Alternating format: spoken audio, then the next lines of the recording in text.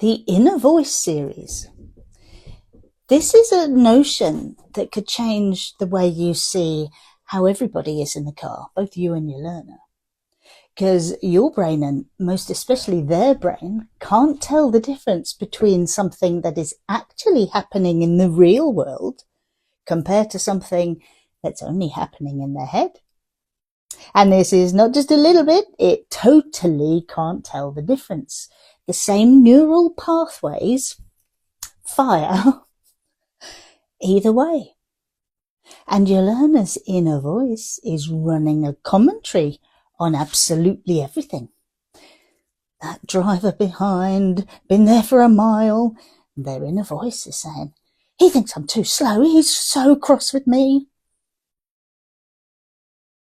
Or when the instructor goes quiet for a moment, their inner voice says, oh, she's cross with me. I must have done something wrong. She's given up on me. She's fed up. I'm not performing as she wants.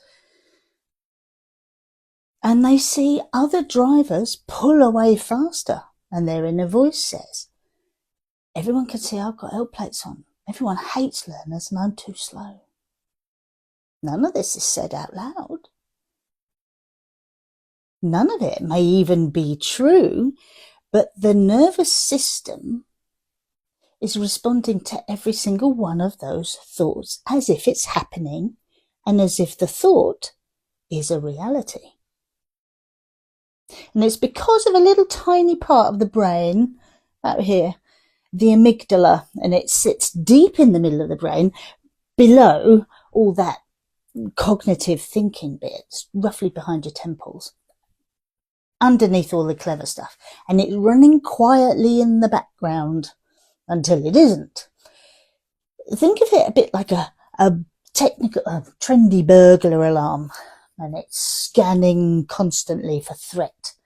And when the inner voice says, oh, everyone's judging me, they're judging me, my instructor's angry with me, I'm getting this wrong, the amygdala fires and the stress response kicks in. That's the fight, flight, freeze or flock reaction that you've probably already heard of. And the thinking, reasoning, decision-making part of the brain starts to backfire and go offline. So as driver trainers, when your learner seems unpredictable or your intuition is telling you something isn't quite right, trust that. Consider pulling over, touch base with them, bring a little reality back into the moment. Just a simple check-in can do it. And it can be enough to settle things down, because what they're reacting to might not be what's actually happening. It might be what their inner voice has decided is happening. And you can just mention a word about silence. You know, when I go quiet in the car, it doesn't mean anything. It doesn't mean anything's wrong.